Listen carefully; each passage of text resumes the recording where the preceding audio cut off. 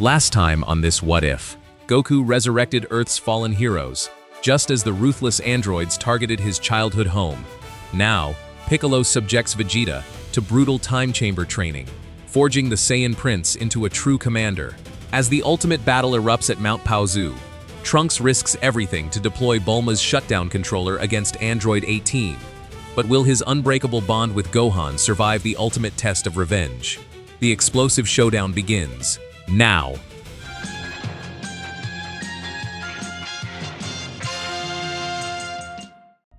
The white emptiness of the room of spirit and time stretched beyond every horizon. 4 months had passed inside its crushing atmosphere. On Earth, the sun had moved only a few hours. Vegeta stood at the center of a ruined training field, blood running from his temple and steam rising from his shoulders. Across from him, Piccolo guarded a stone pillar marked with a strip of red cloth. Vegeta drove both hands forward.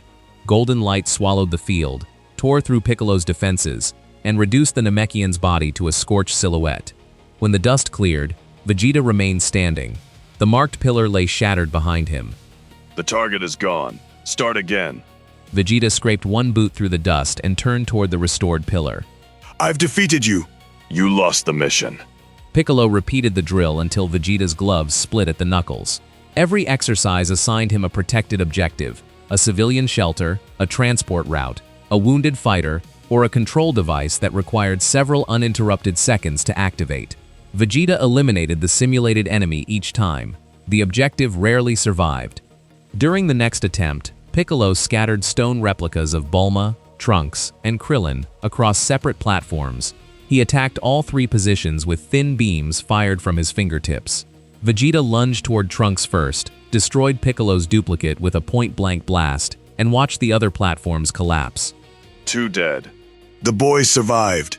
Piccolo regenerated the damage to his shoulder and pointed toward the starting line. Earth does not get to choose which 2 people you consider expendable. Vegeta's aura erupted and carved a ring through the chamber floor. His strength had increased rapidly since entering. Rage drove every strike, fueled by the knowledge that Goku, Gohan, and Trunks had spent full years training where he had spent only months. Even that rage could not erase the gap. Gohan and Goku had mastered a calm Super Saiyan state that conserved energy. Trunks had emerged with greater speed, better control, and the discipline to abandon a losing engagement. Vegeta had awakened 13 years after his death and found himself beneath every active Saiyan around him. He drove his fist into the chamber wall until his arm disappeared to the elbow. Kakarot stole 16 years from me. His son surpassed me.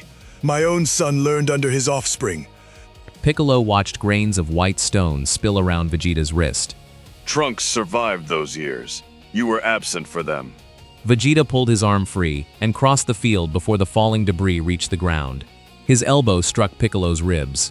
A knee lifted the Namekian from his feet, and a hammering blow sent him through 3 stone formations. Vegeta followed with a blast already forming in his palm. Piccolo twisted aside. The attack missed him by inches and struck the newly restored objective. The red cloth vanished in the explosion. Vegeta landed amid the wreckage, staring at the empty space where the target had stood. Piccolo rose with one arm hanging loose and studied the path Vegeta had taken through the field. Vegeta had identified every firing angle within seconds. He had forced Piccolo away from the strongest terrain, sealed 2 escape routes, and driven him toward the exact point Vegeta wanted. The enemy had been mastered. The mission had been forgotten. Piccolo changed the exercise. He placed no opponent in the field. Instead, a web of elevated platforms surrounded a single shelter. Each platform held a sphere capable of firing an energy beam at an unpredictable interval. Vegeta had to keep the shelter intact for 1 hour. During the first attempt, he destroyed the spheres. Their linked detonations vaporized the shelter. During the second, he shielded the structure directly and allowed himself to be struck from 6 directions. His barrier failed after 11 minutes. On the third attempt, Vegeta blasted trenches into the ground, tilted 2 platforms into each other, and redirected the remaining firing lanes toward a central corridor. He moved only when a beam threatened the shelter. 59 minutes passed. 1 sphere adjusted its angle. Vegeta saw the change, snapped 2 fingers toward it, and deflected the beam into the ceiling. The final second expired with the shelter untouched. Piccolo walked among the scorched platforms. Vegeta had solved the field faster than anyone else on the team could have. Years under Frieza had forced him to study hostile planets, alien armies, unreliable soldiers, and commanders waiting to betray him. Those campaigns had sharpened a skill Earth's defenders had never needed during their isolated battles. Piccolo stopped beside the shelter and folded his arms. You see the decisive point before the rest of us. Vegeta brushed burnt fabric from his shoulder. Gohan sees the person in danger. Goku sees the fighter in front of him. You see the whole field.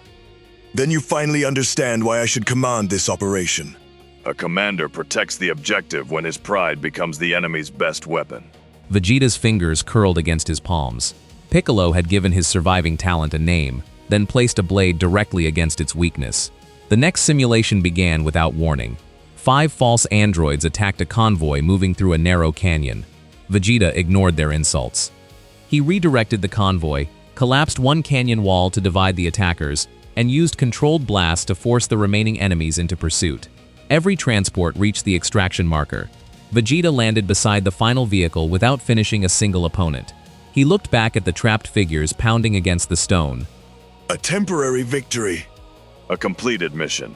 Vegeta turned away before Piccolo could see him examine the untouched convoy twice. The training continued through a succession of artificial mornings and colorless nights. Vegeta learned to measure success through survival counts, secured routes, and operational time. He still attacked harder than Piccolo requested.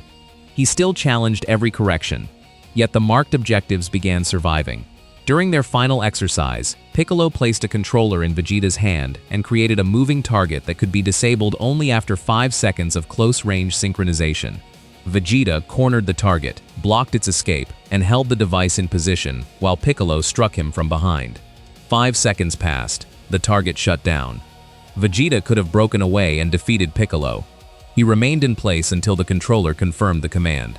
Piccolo ended the session after 4 internal months. Vegeta stood near the chamber entrance with fresh supplies stacked behind him and nearly 20 months of usable training time still available. He planted one hand against the closed door. Open it when I am finished. The androids are approaching Mount Paozu. Vegeta's head turned a fraction. Piccolo continued before he could answer. Every extra hour we take belongs to the civilians waiting below. You have enough power to contribute. The rest is discipline. The chamber door opened onto the lookout. Vegeta remained inside for several seconds, staring into the empty distance. Then, he crossed the threshold under his own power. Only a few hours had passed outside. Bulma waited beside the chamber with a portable terminal held against her hip. Goku, Gohan, Trunks, Krillin, and Mr. Popo stood near the palace steps. Their posture told Piccolo that the androids had accelerated their advance. Bulma looked Vegeta over from boots to hair, checking for injuries before she allowed herself to meet his face. 4 months? He learned what he needed. Vegeta glanced toward Gohan and felt the difference in their power immediately. His mouth pulled tight at one corner. This time, he kept the observation to himself. Gohan unfolded a map of Mount Paozu on the stone floor, and Vegeta knelt beside the others without being asked. Before the planning began, Piccolo climbed the palace steps toward Kami. The Guardian stood beside the lookout's edge, his wooden staff resting against both hands. Their restored connection had brought Earth's Dragon Balls back to life, giving the survivors access to possibilities they had buried with the dead. Piccolo could reclaim Kami's knowledge and power through fusion. The increase might place him closer to the androids. It would also erase Kami as a separate being and silence Earth's Dragon Balls again. Kami lowered his gaze toward the scarred planet beneath the clouds. Kami said that if Piccolo asked, he would agree. Piccolo looked toward the distant fields where settlements had begun moving after years in hiding. Earth will need its guardian after this battle. He descended the steps with Kami still standing behind him. Vegeta had heard the exchange. He waited at the foot of the stairs. You would surrender power for a set of wishes. Piccolo passed him and stopped beside Gohan's map. I am preparing for victory. The answer irritated Vegeta more than an argument would have. In his old life, every battle had consumed the future beyond it. Frieza had trained his soldiers to conquer worlds that would soon be emptied and sold. The Resistance had spent 13 years fighting for people who still needed water, medicine, homes, and fields when the last enemy fell. Vegeta followed Piccolo to the map, carrying a lesson he had no intention of admitting aloud. Far below, Mount Paozu's farming community moved before sunrise. Chi-Chi walked at the head of the evacuation with a ledger tucked beneath one arm. She divided families by route, mobility, and supply needs. Elderly residents traveled through the lower irrigation tunnels. Children and medical workers followed abandoned farm roads hidden beneath heavy tree cover. Stronger adults carried grain and water through the western ravine. Every group received a signal flare, a paper map, and strict instructions to scatter if the sky turned gold. When Goku offered to move her first, Chi-Chi slapped the ledger against his chest. You can carry everyone, or you can carry sacks. Goku looked down at the columns of names and lifted 3 grain bundles onto his shoulders. Goku moved supplies until Chi-Chi cleared the final storage building. She refused to leave while any family remained behind. Near the edge of the settlement, a sudden shadow broke the tree line. Chi-Chi froze. Her mind immediately flashed to the androids, her grip tightening on her ledger so sharply that the pencil snapped in half against the paper. Then the figure turned. It was Gohan, keeping his energy low. He stayed low above the trees to secure the perimeter, his single-pinned sleeve catching the wind. He met her gaze and offered a brief, resolute nod before turning his attention back to the horizon. Chi-Chi let out a tight breath, placed the broken pencil inside the ledger, and resumed counting the departing families. By late morning, the house stood empty. Goku remained in the yard where he had once watched a much younger Gohan play, wearing the calm golden aura he and Gohan had mastered. The windows were shuttered. A cooking pot sat cold over the outdoor fire. Fresh footprints led toward 7 different trails, each one prepared to mislead aerial pursuit. Beneath the mountain, Bulma established a mobile command position inside an old water control station. Piccolo reinforced its walls. Krillin concealed Controller 17 inside a false Senzu pouch. Trunks fastened Controller 18 beneath his shirt and wrapped a strip of cloth around its activation switch. Gohan watched each preparation, then gave the order to move. The plan divided the fighters into narrow roles. Goku would engage 17 and pull him toward the eastern cliffs. Gohan would meet 18 near the abandoned terraces. Trunks would remain hidden until Gohan drew her into synchronization range. Krillin carried the second controller and would act only if 17 became stationary long enough to complete the command. Piccolo stayed with Bulma and enforced withdrawal. Vegeta would reinforce any collapsing position after Gohan authorized him. Bulma monitored both controllers and every evacuation route. The instructions were precise. The greatest danger stood among the people receiving them. Vegeta studied the map longer than the others. 2 previous encounters had taught 17 how Goku fought, escaped, and used himself as bait. The android had already learned to target Goku's hands during instant transmission and to threaten civilians whenever direct pursuit failed. Vegeta placed one finger on the sun house. The machine won't take the bait. Gohan shifted one evacuation marker farther west. Dad can force him away. Vegeta tapped the house again. Don't be a fool. It will just vaporize whatever Kakarot is too soft to leave behind. Piccolo watched the exchange from beside Bulma's monitors. Gohan adjusted the reserve fighters, though the central structure of the plan remained unchanged. Vegeta withdrew his hand. His warning had been heard and only partly accepted. Gohan assigned Vegeta to reinforcement status because Vegeta still rejected the containment doctrine. A deactivated android would remain alive, regardless of the lives already taken. Vegeta's silence during the briefing gave no promise of obedience. Trunks stood across the map from his father and studied him without speaking. 4 months in the chamber had strengthened Vegeta. The deeper question remained unanswered. Gohan rolled up the map and faced the team. Civilian survival comes first. Deactivation comes second. If I order withdrawal, everyone leaves. His gaze stopped on Vegeta. Vegeta turned toward the mountain exit. See that you survive long enough to give it, boy. A distant explosion rolled through the valley before anyone could answer. Birds erupted from the northern forest. Seconds later, 2 figures descended above Mount Paozu. Android 17 wore the same casual amusement that had followed him through 13 years of slaughter. Android 18 scanned the roads, empty fields, and abandoned buildings with greater care. She saw carts positioned too neatly, doors left open, and cooking fires extinguished at the same hour. They evacuated. Android 17 looked toward the small house at the center of the mountain basin. Goku waited in its yard, golden hair bright beneath the midday sun. Then he has fewer distractions. Goku lifted 2 fingers in greeting. You came a long way to find me.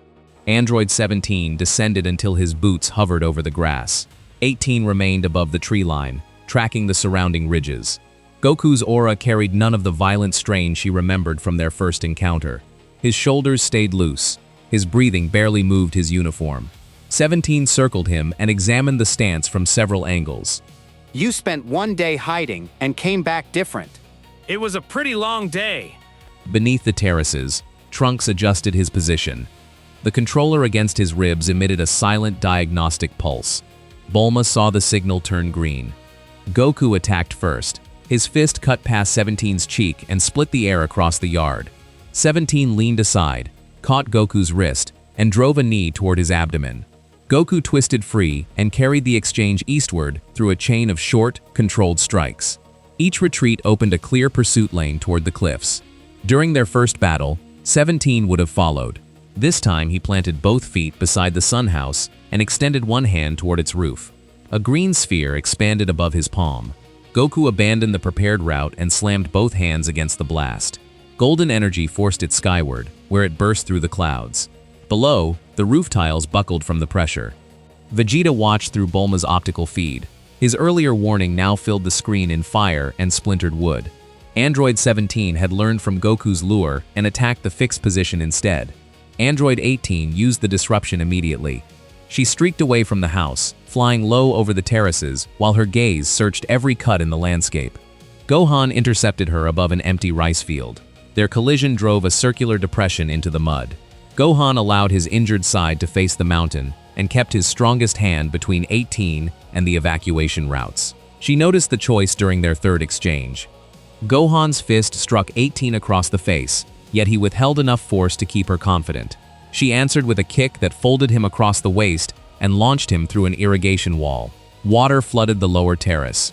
Gohan rose from the torrent, his calm Super Saiyan aura burning through the spray. He moved toward a narrow channel bordered by stone embankments. The route led directly toward Trunks' hiding place. Android 18 followed at a measured pace. Her eyes remained on the apparently empty ground Gohan protected with each turn. You always cover that side. Gohan shifted his stance. The movement confirmed her suspicion. Android 18 fired past him. Gohan slapped the blast upward, exposing his back for a fraction of a second. Her heel struck between his shoulders and sent him across the terrace. Instead of pursuing, she plunged through the stone embankment. Trunks jumped from the collapsing trench before the debris buried him. His sword flashed from its sheath and intercepted her first punch. Steel screamed beneath her knuckles. Trunks rotated with the impact, keeping his body outside her center line. The controller began searching for 18's identity code. Bulma's monitor displayed the first synchronization bar. Trunks had spent a year in the chamber learning to survive this distance. He used the sword to direct 18's hands and feet, forcing her attacks along narrow paths. Every movement preserved the small space required by the controller. Android 18 seized the blade near its guard. Her fingers closed. The steel fractured into glittering pieces. Trunks released the hilt before she could pull him forward. His free hand struck her elbow, and his boot slid through the mud beneath them. The broken sword had brought him closer. Beneath his shirt, the second synchronization bar illuminated. Android 18 drove her forehead into Trunks' face. Blood crossed his cheek. He refused the opening to retaliate and raised a barrier around his body. Her next punch hammered him through the wall of the sun house. Wood, plaster, and furniture collapsed over his golden aura. The controller's signal flickered. Gohan crashed into 18 from above and pinned one of her arms against the ground. She threw him off, tore through his guard, and planted her palm against his chest. Gohan released a compact burst of ki from his missing side. The pressure knocked her wrist away. It lasted less than a second. Trunks needed several more. Gohan moved between 18 and the shattered house. His breathing had grown rough, yet his Super Saiyan state held steady. Android 18 struck his left flank, expecting the familiar gap. Gohan rotated into the attack and trapped her forearm beneath his shoulder. She lifted him from the ground and drove him through the remaining wall.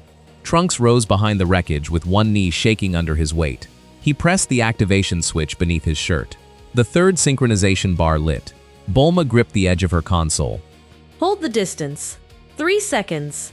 Android 18 heard Bulma's voice through Trunks' receiver. She released Gohan and crossed the ruined room before Trunks could reposition. Her fist broke through his barrier and struck him beneath the ribs. The impact launched him through the opposite wall, across the yard, and into the base of a cedar tree. Bark burst around his shoulders. For one silent beat, the controller displayed no response. Android 18 stepped through the wreckage and raised her hand toward him. Then her fingers stopped. The light behind her eyes faded, her knees folded, and her body fell face first into the grass. Trunks slid down the tree trunk and landed beside the broken remains of his sword.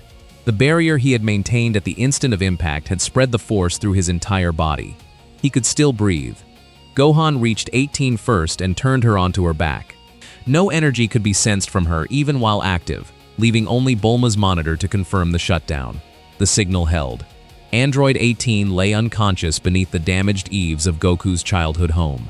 13 years of death had ended for one of Earth's executioners, without a final strike. Gohan stood above her. The golden aura surrounding him expanded until the ground peeled away beneath his boots. His right hand rose. A sphere of light formed in his palm, dense enough to bleach the color from the yard. The ruined cities returned through concrete dust caught in his hair, empty homes along roads he had defended, and graves that held no bodies because the androids had left nothing to bury. Android 18 could no longer move. Gohan aimed at the center of her chest. Trunks staggered between them. His left arm hung against his side, and blood ran from his mouth onto the capsule corp jacket Bulma had repaired before the mission. He placed his body over 18's motionless form. You told me to stop you! The light in Gohan's palm shook across Trunks' face. Months inside the chamber had ended with a pact between them. Trunks would restrain Gohan if revenge took control. Gohan would restrain Trunks if rage carried him beyond the abort point. Now Trunks held him to the promise while barely able to stand. Gohan's hand remained extended. The blast swelled until the pressure flattened the grass around all three of them. Trunks never stepped aside. His torn jacket whipped against his body, and his boots sank deeper into the soil.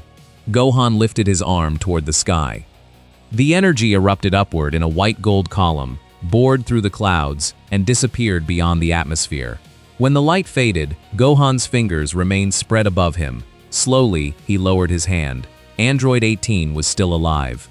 A second blast crossed the yard from the western ridge. Its blue-white core carried enough force to erase 18, Trunks, and the foundation beneath them. Gohan turned and caught it with his palm. The collision drove his feet backward through the earth. He forced the blast aside, sending it into an empty mountainside that vanished beneath the explosion. Vegeta stood on the ridge with one arm extended and smoke curling from his glove. The authorization to reinforce had never come. Move away from her. Gohan rose from the trench carved by Vegeta's attack. She is contained. Vegeta descended into the yard. His gaze stayed on 18's unconscious body. The last time he had seen her at close range, she had broken his arm and killed him beside the other defenders. 13 years had passed for Earth. His memory carried only a handful of days. That machine slaughtered this planet and reduced a Super Saiyan prince to a corpse. Your rules protect her from the consequence. Gohan placed himself between Vegeta and Trunks. The rule protects us from becoming executioners. Vegeta raised his hand again. Piccolo landed beside him and locked both arms around his torso. The Namekian's boots cut twin trenches through the yard, while Vegeta forced them forward. Piccolo had left Bulma's command position to contain him. Trunks remained injured beside 18. Gohan faced his own ally. Krillin stayed hidden farther down the mountain with the unused controller. In seconds, the operation's formation broke along every line Vegeta had warned them to protect.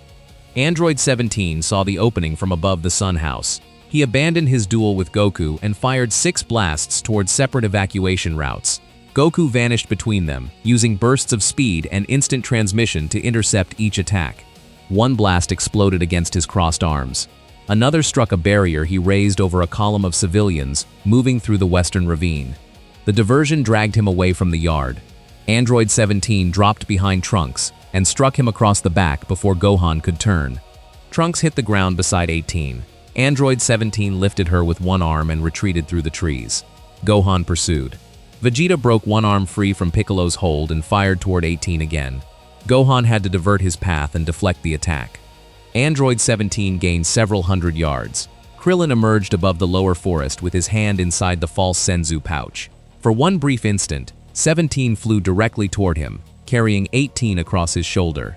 Krillin pressed the hidden controller against his side. The device began identifying Android 17. One synchronization bar appeared on Bulma's console.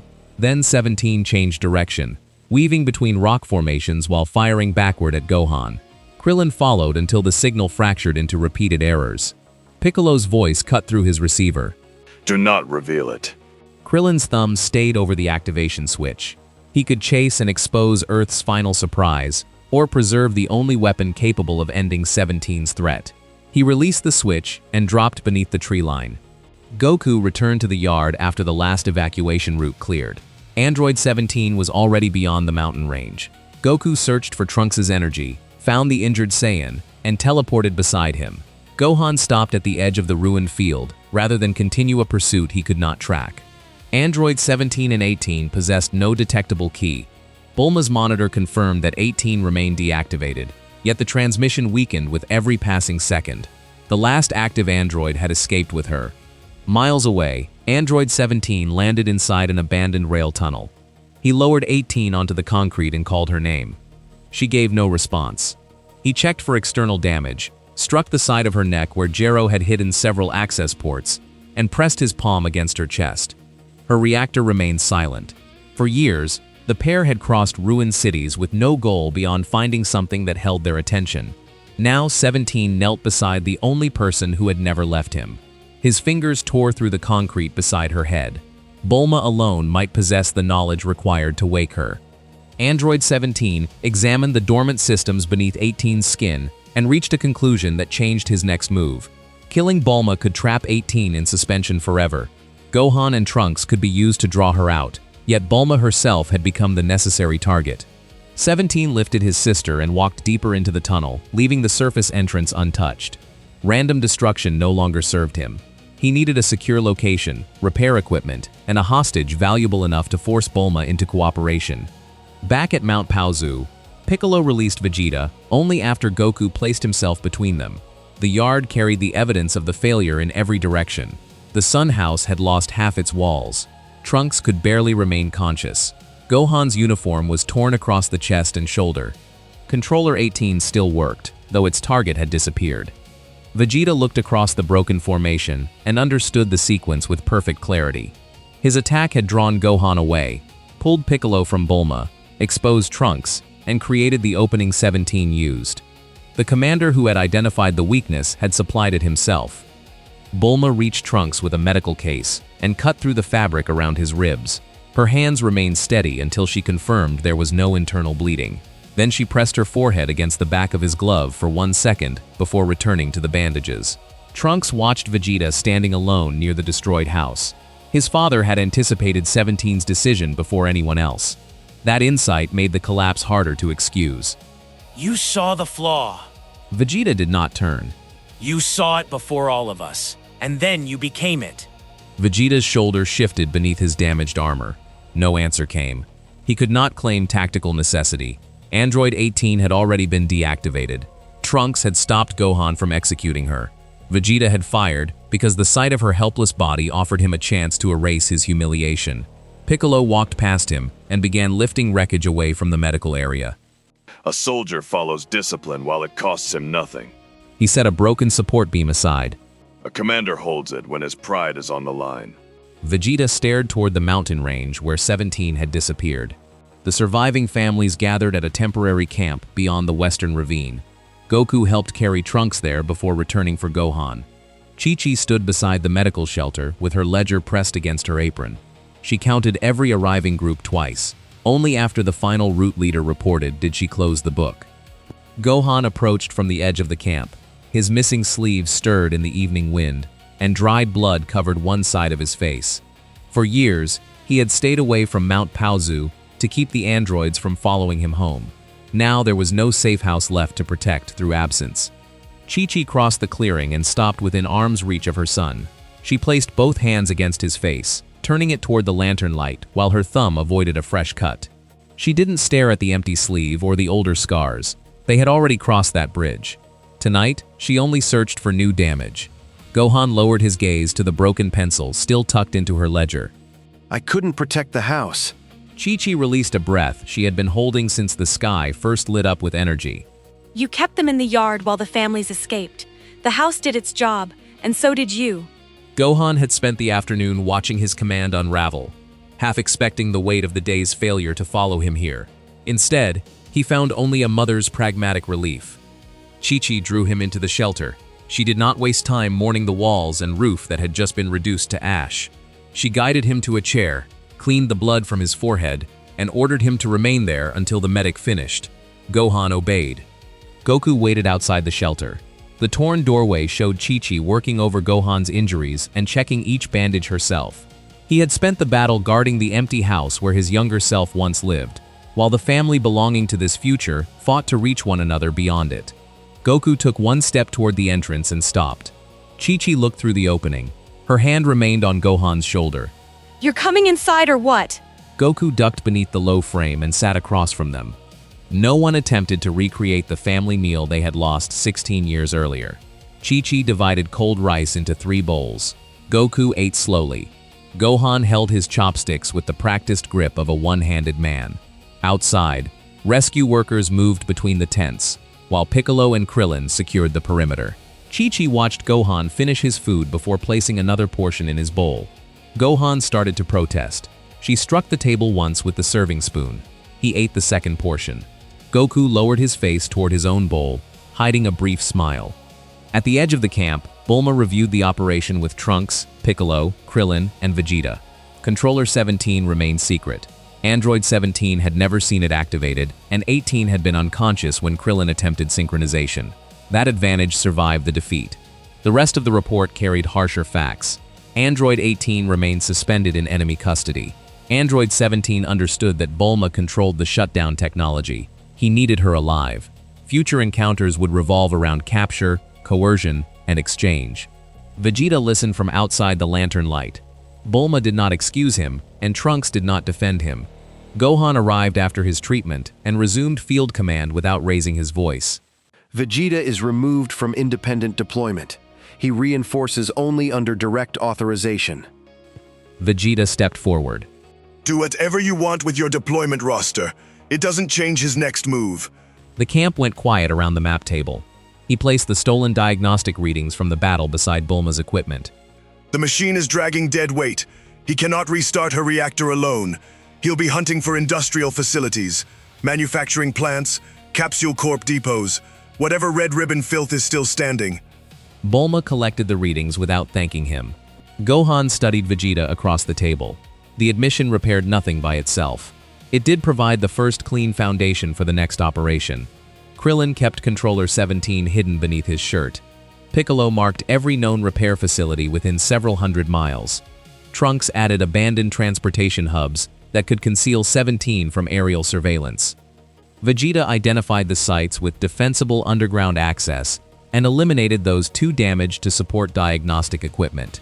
Within minutes, the search area narrowed from a continent to 12 locations. His mind remained as sharp as Piccolo had claimed. Its owner had finally stopped using that fact to avoid responsibility. The meeting ended after midnight. Vegeta remained beside the map while the others moved toward their assigned tents. Trunks paused near him. The bandages around his ribs showed through the tears in his jacket. Vegeta examined the injuries he had helped create and then looked away toward the darkened mountains. Knowing you were right made it worse. Vegeta's gloved thumb pressed against the edge of the map. You could have been the person who held the plan together. Trunks left before his father answered. Piccolo approached after the camp had quieted. He placed a fresh communication unit beside Vegeta's hand. Your strength was never the missing piece. Vegeta picked up the device. A thin crack ran across its casing, though the transmitter remained functional. If you want command, start by commanding yourself. Vegeta attached the unit to his armor and walked beyond the perimeter. He stopped on a ridge overlooking the scattered evacuation fires. Each flame marked civilians who had survived the day. Android 17 was somewhere beyond the horizon with 18. Bulma had become his next target. Vegeta's failure had reshaped the war, and his next move would decide whether he repaired it or deepened it. The resistance plan has violently collapsed. While Trunks successfully deactivated Android 18 using Bulma's controller, Vegeta's arrogant pride shattered the team's formation, allowing Android 17 to escape with his unconscious sister. Now, the stakes have shifted completely.